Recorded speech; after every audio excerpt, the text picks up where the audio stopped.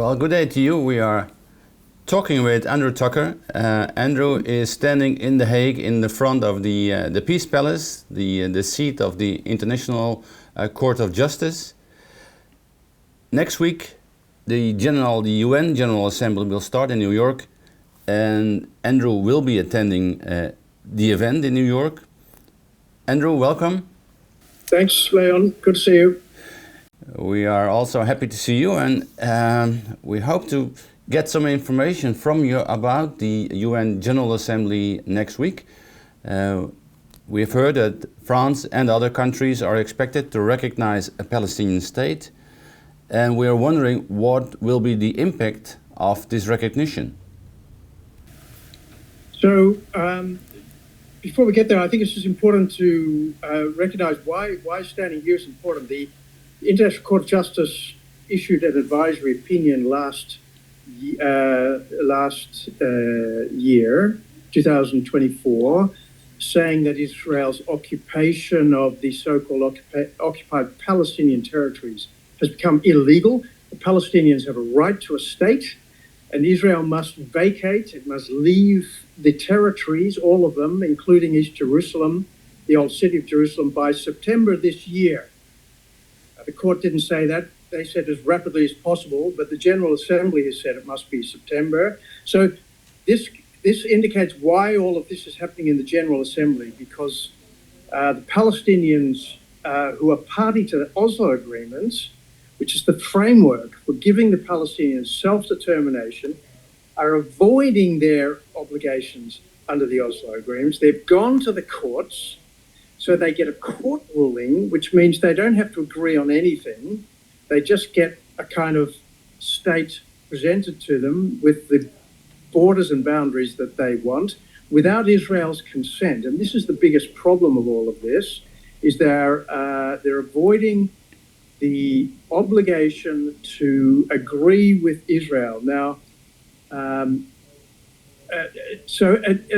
France and Saudi Arabia have taken the initiative to hold a series of conferences to push the two-state solution. It's a remarkable alliance. The French have always been very pro-Arab and anti-Israel, and the Saudis are playing also a kind of political game. And of course, nobody's really interested in the Palestinians. It's all the politics around it. At the same time as Israel is fighting an existential war, not only in Gaza, but in the border with Lebanon, even Syria, the Houthis. So this whole thing is highly problematic. Next week, Monday, the 22nd, I believe, the Saudis and French will hold a meeting. It's not a part of the General Assembly. It's a separate conference. Some states will attend, some states will not attend, and they'll issue another statement, and it will come back into the General Assembly. But all the heads of states or leaders of governments of most countries will be in New York next week, and this will be one of the main items on the agenda. So they are passing the Oslo Accords. So not only the Palestinians, but also France and Saudi Arabia are taking it in their own hands in recognizing a Palestinian state. So the implementation of a two-state solution, I guess, will be discussed in New York. What effect on the ground will this have? Of course, changes nothing on the ground, because there's a war going on. Israel's not for a moment going to vacate these territories. And recognition of states is a political declaration. It doesn't create a state of Palestine. So neither legally nor practically does it really help anybody. All it's doing, it's sort of virtue signaling, which gives Hamas and the other jihad extreme Islamist parties under the control of Iran. Let's not forget that the Iranian regime in Tehran has not been eliminated. It's suffered a lot of setbacks through the recent attacks, but it's still very much in place, and it's still funding and helping Hamas and the others, and their agenda is to destroy the state of Israel. So by declaring a Palestinian state without any guarantees, without any sense of who's going to govern this thing, is highly risky. It's highly risky, and it's giving wind in the sails of Hamas to say, well, there we go. We can commit terror. We can continue to kill Jews and hold the hostages, and the international community will support us. In several conflicts in the Middle East, we see UN peacekeepers. I think people will recognize, the white vehicles with the UN emblem on it. You said, it's like a gift to Hamas for what they've done, that they are getting now a recognition of a state. Are there no guarantees the UN can give for peaceful coexistence? Leon, the history of the UN is highly problematic in this area. I was up on the Lebanese border the day before yesterday, and you can see the UN post there. UNIFIL was supposed to keep the peace and keep Hezbollah out of southern Lebanon. They failed completely. Resolution 1701.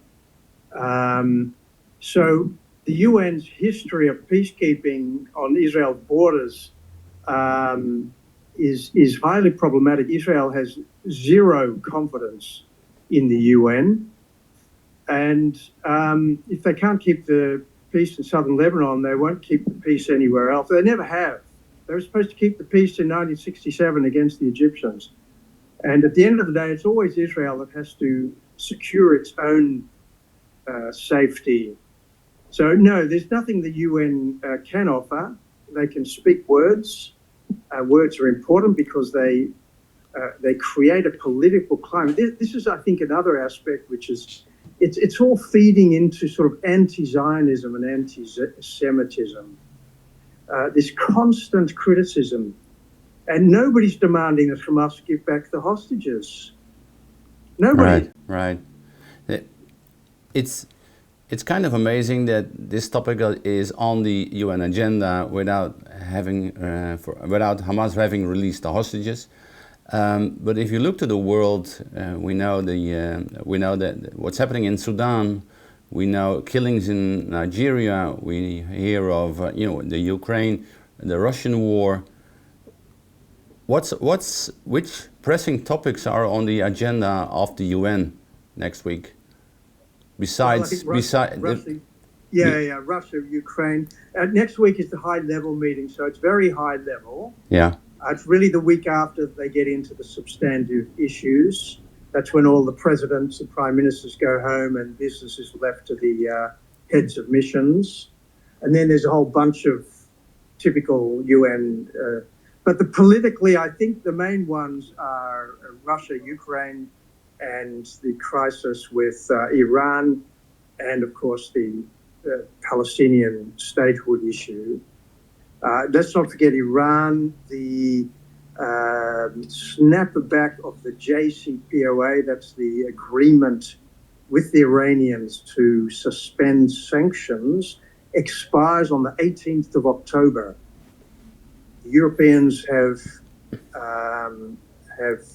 triggered the mechanism to reinstitute those sanctions. Yeah. So there's a very intense and very sensitive diplomatic negotiations going on with Iran at the moment, and that'll be in the sidelines of this meeting as well.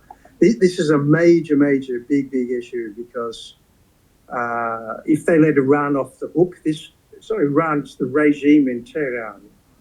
They let them off the hook this time, and the sanctions remain suspended indefinitely. It's going to be very hard to prevent them obtaining nuclear weapons.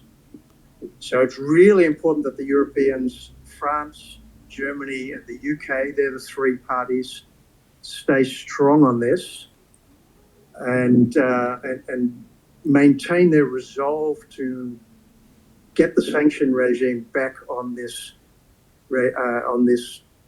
revolutionary regime in Tehran. Well, let's not forget, we're sponsoring and financing the Houthis and Hamas and violence all around the world, including Europe.